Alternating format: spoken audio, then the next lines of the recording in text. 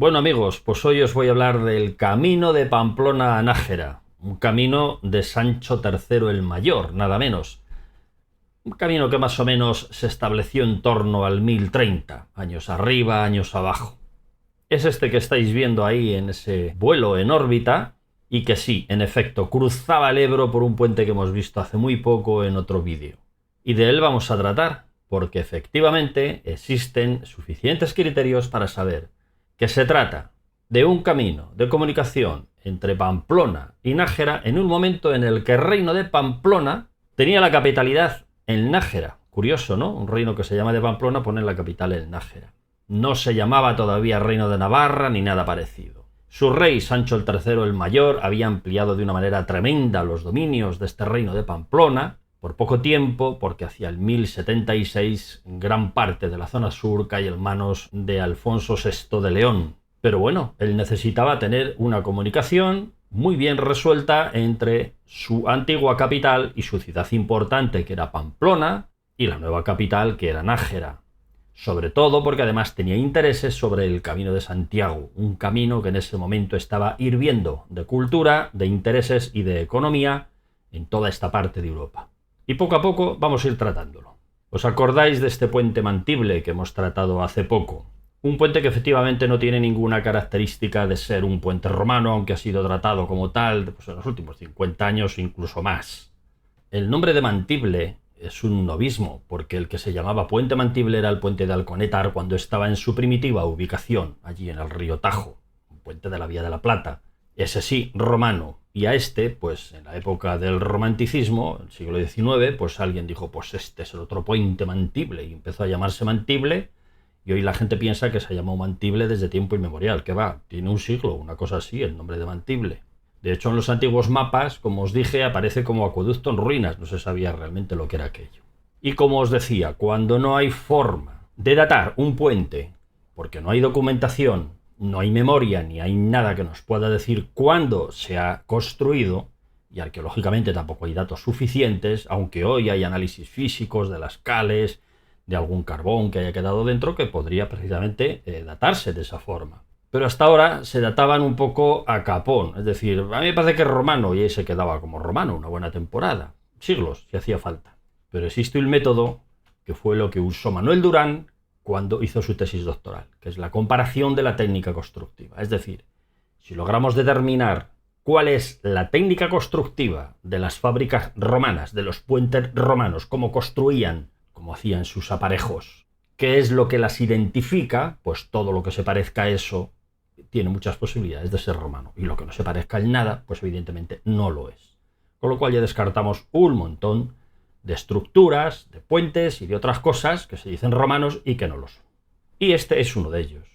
Pero es que además, este puente Mantible, que recientemente ha sufrido pues la desgracia de que el río lo ha tirado, se observa incluso la pila que todavía está inclinada en ese arco que han reconstruido, probablemente por socavación del propio río. Espero que hayan tomado alguna medida para que las socavaciones no sigan produciéndose, porque si no esa inclinación irá a más y la reconstrucción no habrá servido de mucho. Volverá a caer. Pero bien, ya resumiendo lo que os dije la otra vez, ni por los aparejos, ni por el tipo de sillares, ni por la unión que están en el arco original con una ligera lámina de cal, es una forma muy común, de unir los sillares o las dovelas o las piedras de los puentes, pues en el mundo posterior al romano. Los romanos les gustaban ponerlo a hueso, cuando se trataba de una obra de opus quadratum, como podría haberse asimilado este puente. Además, las piedras de toda la bóveda, que es precisamente lo más delicado, lo que mejor debería estar hecho, son muy irregulares, muy pequeñas, no están bien trabadas. La piedra no es buena, es muy erosionable, en eso sabían mucho los romanos, eran auténticos geólogos para elegir la piedra, la mejor que podían elegir en toda la comarca. Y en fin, que no tiene ninguna característica de lo que deberían tener los puentes romanos. Pero bueno, por el examen de las ruinas se puede saber que tenía unos arquillos de aligeramiento justamente en los tímpanos, que eso es un modelo que algunos puentes romanos tienen, y muchísimos puentes que no son romanos también. Y en este caso, pues los tenía. El tamaño de los sillares, incluso el tipo de roca que se ha empleado para la construcción del puente, el tamaño, la envergadura, parece que en origen tenía lomo de asno, que es una característica que se dice no del arco, los arcos son de medio punto, sino del tablero, es decir, que estaba ligeramente apuntado en el centro. Pues resulta que este puente podría asimilarse a otros que existen, y casualmente en este mismo camino, como ahora vamos a ver, de estas características, que se parecen, pero vamos, como un huevo blanco a otro moreno, incluso más. En este se pueden observar algunas cositas porque está en seco gran parte de él. De hecho, la mayoría de los arcos caídos están en la margen izquierda, que normalmente está en seca, aunque las riadas lo ocupa todo ello, por supuesto. Está en un sitio muy difícil, como es el Ebro, ya os lo dije. El Ebro es un río que lo tira todo, y salvo que esté muy aguas arriba en zonas con poca cuenca y que reciban afluentes con poco caudal, pensar que un puente de 2000 años ha sobrevivido en un río con una hidrodinámica como la del Ebro es un error mayúsculo. Respecto a la hidrodinámica de los ríos, el comportamiento hídrico de las cuencas, las pequeñas glaciaciones que ha habido en época histórica en los últimos 2000 años, por ejemplo, cómo ha repercutido eso, tanto en los propios cauces como todas las estructuras que estuvieran en los cauces, e incluso en las cuencas, es muy necesario tener ciertos conocimientos geológicos. Todos no podemos ser geólogos, pero podemos tener un buen geólogo especialista en estas cosas, un geólogo de cabecera que nos aconseje.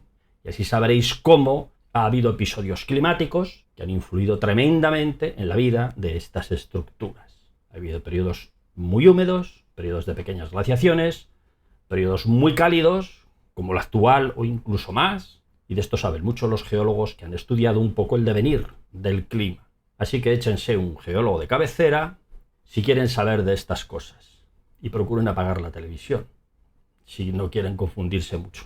En fin, vamos a hacer un pequeño análisis de este puente. Este es el ojo del puente Mantible.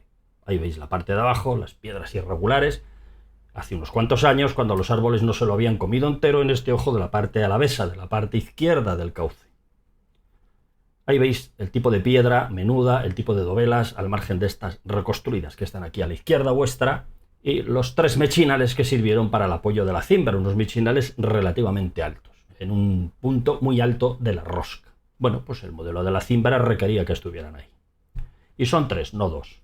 Aquí veis unos detalles en vídeo, ya con la vegetación, que hay que meterse por encima de la copa de los árboles si uno quiere ver algo.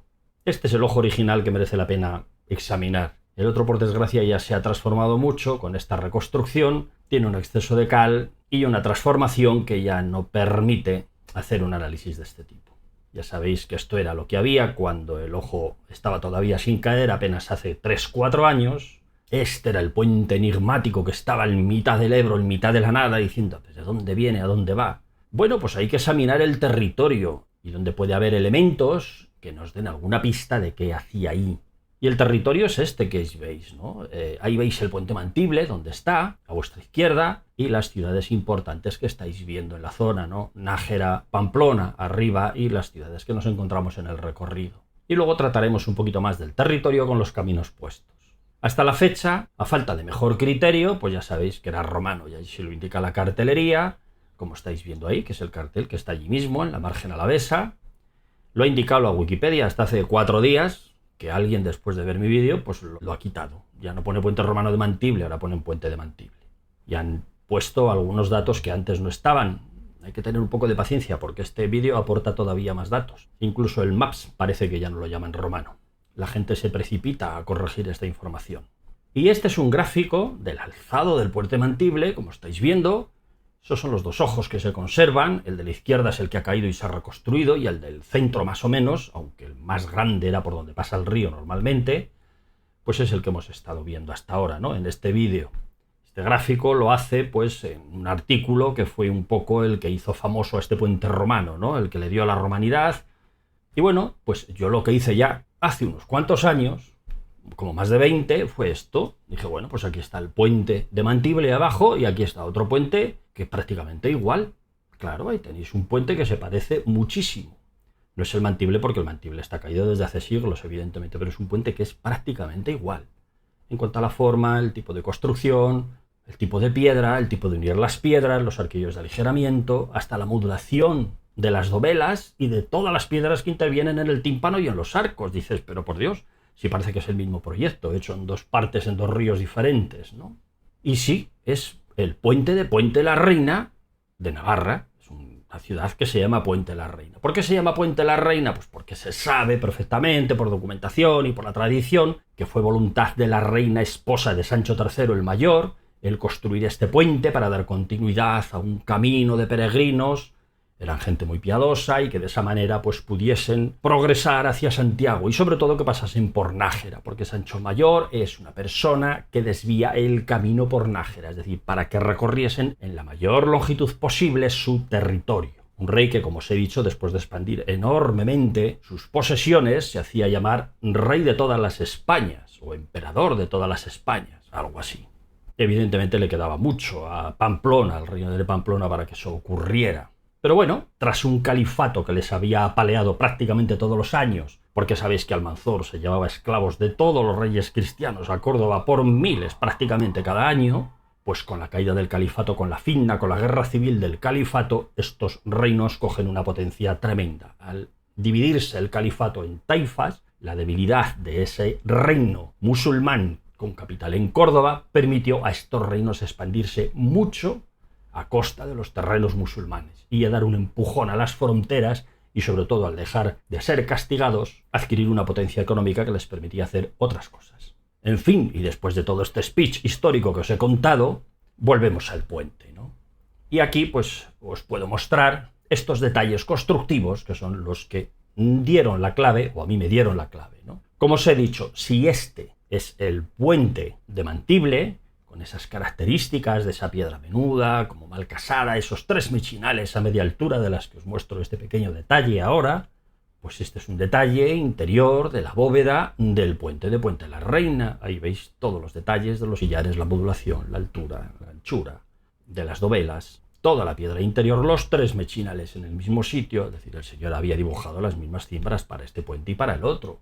2 mechinales en la parte de abajo que aquí se observan y en el otro no, porque además no tiene ojos ya donde poderlos observar, claro.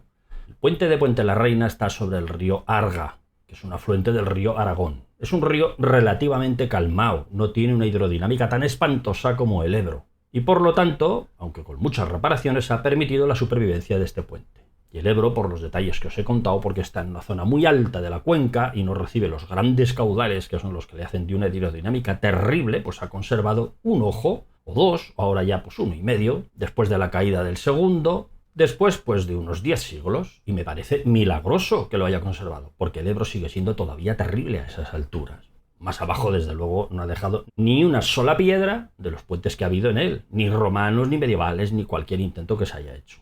Bueno, seguís viendo detalles del arquillo de aligeramiento y de todas estas cosas que os he comentado. Hasta el arquillo de aligeramiento tiene 3 pequeños mechinales, ¿no?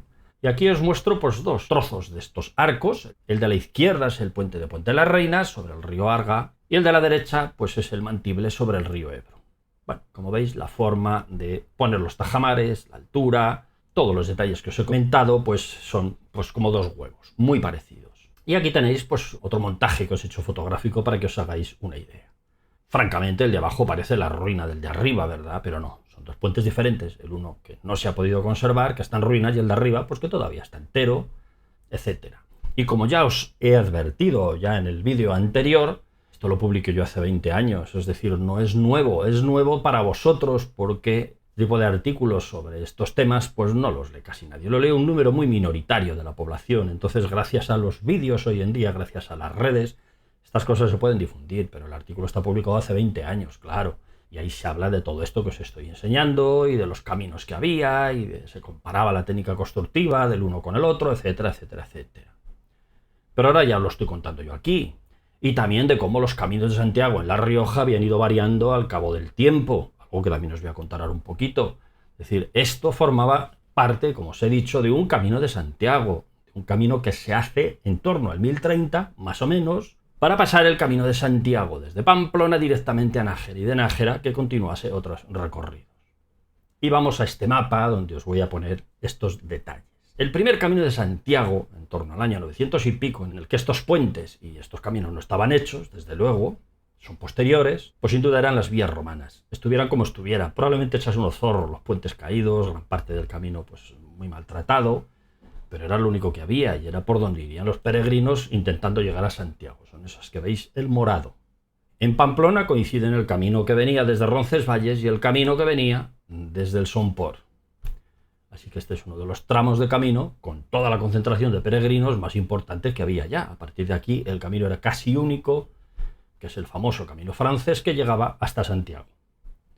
En rojo es este camino que estamos tratando, este que une todas estas estructuras y que tiene algunos detalles de saber que es un camino hecho en aquella misma época, más o menos. Incluso este camino conserva al sur del río Ebro, es decir, en un tramo en el que desde luego ya no se usa como aquel primitivo camino de Santiago desde que cayó el puente Mantible, y luego veremos que eso es hace muchos siglos, pues alguna toponimia todavía relevante. Por ejemplo, en el término de Cenicero se le llama Camino de la Galiana. Ya sabéis que estos caminos galianas, de los muchos que hay en España, se supone que tenían como destino las Galias. En este caso, evidentemente, estamos hablando de un camino que tenía destino las Galias, pero hace muchísimos siglos, pues ahí conserva todavía la zona de la Galiana y el camino de la Galiana, que se llama en término de Cenicero. Tan cerquita todavía de Nájera para delatar ya un destino de este tipo. Y en azul, finalmente, es el camino que se practica hoy. Un camino que probablemente ya se practicó, al menos en el cruce por Logroño, pues en torno al 1095 o una cosa así. ¿Por qué digo esto? Pues porque en 1095 se construye el puente Logroño, se da un fuero a la ciudad. Y por cierto, es ya Alfonso VI el que ordena hacer todas estas cosas. Y en el 1099, apenas unos años más tarde, el fuero de Miranda establece claramente que no haya puente ni barca entre Miranda y Logroño. ¿Qué significa esto? Que el Mantible ya estaba caído. El Mantible duró pues menos de 60 años probablemente. Y en ese momento el paso ya se efectúa por Logroño. Desde luego que entre Logroño y Nájera todavía iría por la vía romana, porque ya lo que se está practicando hoy es una cosa del siglo XX. De ese nuevo camino que se estableció con las peregrinaciones modernas. Y de Nájera hacia la zona de Castilla, pues seguramente que fue una larga temporada todavía por la vía romana, pero ya con Alfonso VI, que promociona claramente a dos santones que se establecen en el camino para atender al peregrino, como es Santo Domingo de la Calzada, que hace un puente y arregla un poco un camino para que pasen por la actual ciudad de Santo Domingo de la Calzada, y el otro San Juan de Ortega, que tiene también su zona de monasterio y tal, digamos que establecen una atención al peregrino, entre otras cosas, porque la vía romana, que está muy bien identificada toda ella para llegar hasta Briviesca, desde aquí, desde Nájera y después hasta Burgos, pues iba por zonas absolutamente despobladas. Y los peregrinos tenían todo tipo de peligros, motivo por el que se establecen estas hospederías y centros de atención y también de culto con el tiempo, promocionadas en un principio, como os he dicho, por Alfonso VI. Rey todavía de León, porque el reino no era todavía el de Castilla, era el de León, que llegaba hasta aquí y más. Bueno, y después de todo este rollo que os he contado, vamos a nuestro camino, al que identifica estos puentes de en torno al siglo XI, del año 1030, ¿no? Esos son los caminos que os he dicho. Y en este camino, en rojo, de Santiago, el camino que de alguna manera Sancho el Mayor traza, construye puentes en él y promociona como camino de peregrinos, pues también hay otros elementos, no son los únicos estos dos puentes que hemos hablado, ¿no? Hay elementos además de camineros también de otras estructuras. Por ejemplo, ahí en Cirauqui, en ese punto que os marco en el mapa. Bueno, pues ahí tenemos este trozo de camino, que es como ha llegado hasta nuestros días, muy destrozado, han tenido que poner esas escaleras porque si no alguien se mataría andando por ahí, con un puente que veis ahí, un puente muy singular, desde luego, y gran parte de un camino empedrado que por supuesto está señalizado como camino romano en todas las guías, allí en el sitio, en toda la cartelería, y se le ha tenido como romano pues siempre, ¿no? A falta de mejor criterio, digamos. Pero no, este tipo de caminos, ya sabéis, no son romanos, además de que tienen unas pendientes bárbaras. Este es un camino empedrado que muy probablemente en origen, como todos los caminos empedrados, estos caminos de mulos, estaban cubiertos con tierra para que los mulos no se matasen. Porque con herradura y en época de lluvia por ahí se mata un animal perfectamente. Vamos, que no progresa. Pero después de múltiples limpiezas y múltiples arreglos, hoy el aspecto que presenta es este. ¿Por qué digo arreglos? Pues porque ya veis cómo está ahora todo arreglado hacia arriba hasta el pueblo y cómo estaba en este mismo punto pues hace unos cuantos años. Bueno, como 20 que hice esta foto o más. Es decir, mucho más descarnado, más roto porque el agua se lo lleva todo, claro. Tiene una pendiente, ya os digo, tremenda. De hecho, el puente está en un acuerdo cóncavo, que si no se hubiese sobreelevado el puente, pues la bajada y la subida hubiese sido más dura. Y pensando ya seguramente este camino para el transporte de recuas mulateras. Es decir, yo creo que tanto este camino, o lo que se ve de él, como ese puente, ya está muy alejado de la época del Camino de Santiago. Este es un camino que en los siglos más modernos se preparó para el tránsito de mulas, aunque hoy lo promocionen como de romano y de Santiago y todo lo que haga falta, ¿no? Bueno, pues ahí veis cómo está incluso arreglada toda esta subida, porque ya os digo que hace unos años estaba completamente hecha polvo, ahora está mucho más arregladita, pasan peregrinos y de esa manera los incentivan a que vean algo, ¿no? Y se vayan contentos porque han visto una vía romana magnífica. Así ya saben cómo son las vías romanas, pues para siempre. Y entonces todo lo que estamos diciendo en este canal, pues estamos haciendo el indio. ¿Qué lo vas a hacer? Bueno, y ahí abajo veis el puente, ya os digo, en un acuerdo cóncavo tremendo, con unas pendientes a ambos lados increíbles. Aquí estáis viendo el puente, como incluso por encima del arco pequeño, del arco más menudo, hicieron un gran arco de descarga, un arco mucho más elevado, que transmite las fuerzas a los laterales, lo rellenan con una fábrica muy diferente, un aparejo diferente a lo que es el resto del puente. De esa manera pudieron levantar el perfil del camino. En el lado de aguas abajo también tenía este arco, pero se cayó entero y no nos queda más que la muestra del arco de aguas arriba.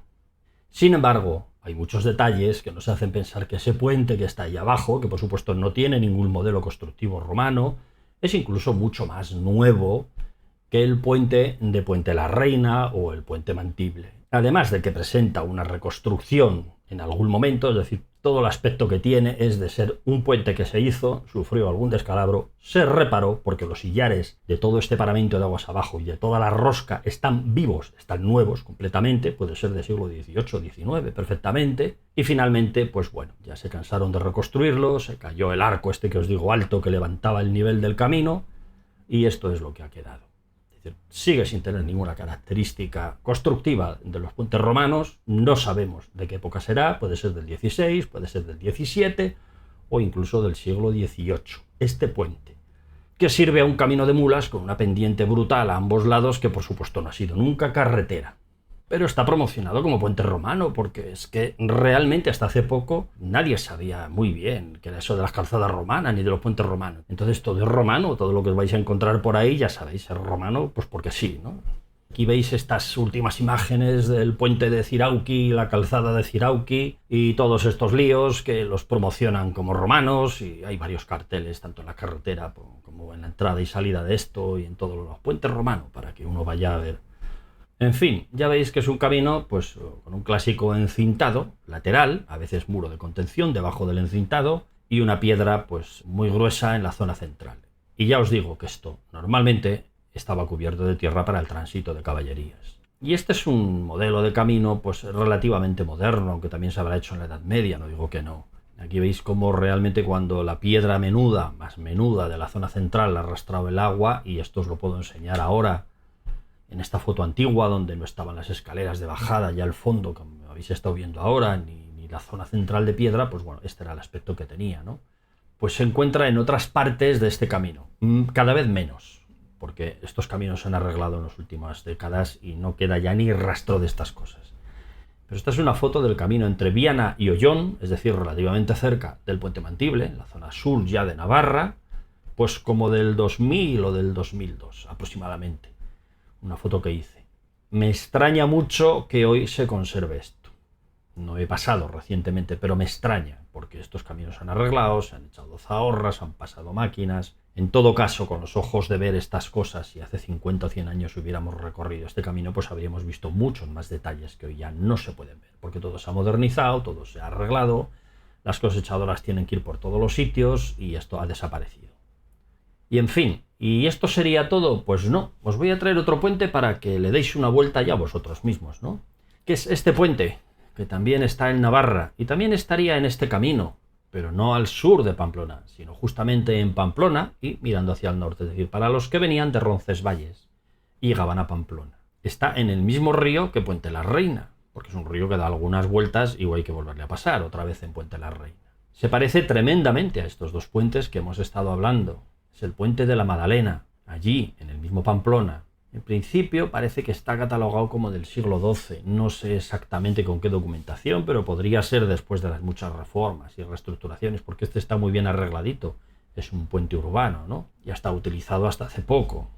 Hasta que se han construido los puentes nuevos que lo han jubilado, pues es muy probable que este puente, con estos modelos, estos arquillos de aligeramiento, estos tajamares, este tipo de piedra, esta modulación de las dovelas, aunque ahora lo veis muy rejuntado, pero era prácticamente otro gemelo a estos otros puentes que hemos dicho. Es decir, es en un momento dado en el que el Camino de Santiago se quiere promocionar y arreglar su paso por Pamplona y por Nájera, por voluntad de Sancho III, Sancho el Mayor, cuando se construyen estos puentes, intentando dar una potencia a un reino que él además aspiraba a que se extendiese todavía más, aunque no le salió la cosa muy allá, porque luego fue el Reino de León y finalmente Castilla, porque el condado de Castilla llegó a tener más potencia que el Reino de León, y luego finalmente fue el reino, el de Castilla, pues le ocuparon toda la zona sur de su territorio, que nunca más volvió a tener aquel reino de Pamplona, que luego fue el de Navarra, y esto ya es otra historia, ¿no?